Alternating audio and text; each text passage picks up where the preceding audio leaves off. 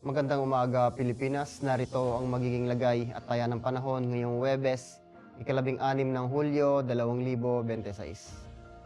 Sa kasalukuyan, wala tayong minomonitor na sama ng panahon o low pressure dito sa loob.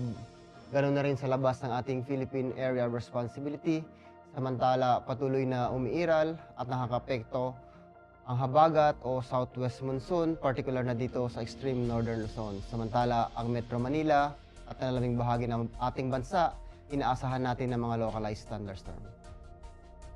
Dulot ng southwest monsoon at mga localized thunderstorm, inaasahan pa rin natin ang Metro Manila, nalalabing bahagi ng Luzon, Visayas,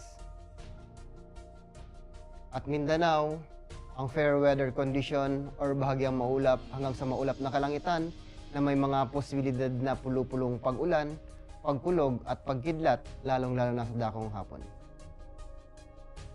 Para sa flight level wind chart, inaasahan pa rin natin ang bahagyang malakas hanggang malakas na hangin na nagmumula timog hanggang timog kanluran. Pagdating naman dito sa may 10,000 feet at 18,000 feet, particular na sa extreme northern Luzon, inaasahan pa rin natin ang bahagyang malakas na hangin na nagmumula timog kanluran. Samantala, ang nalabing bahagi ng ating bansa, aasahan natin ang bahagyang mahinang hangin na nagmumula naman sa Hilaga hanggang Hilaga Silangan.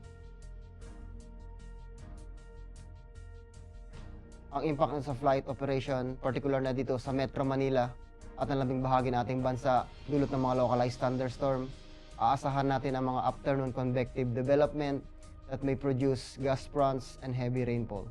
Ang impact nito sa rotary, aasahan natin ang mga downbursts, strong wind gusts, and reduced visibility pose significant hazard to flight operations.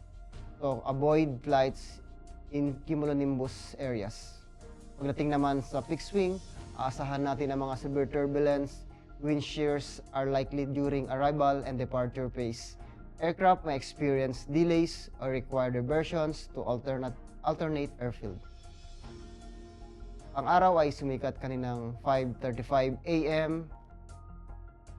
at lulubog ito mamayang 6:29 p.m. Meron tayong moon illumination na 6% increasing. Para manatiling updated sa lagay at taya ng panahon, ugaliin lang i-follow ang aming social media account ng Air Force Weather Center. Yan lamang po ang ulat panahon ngayong umaga.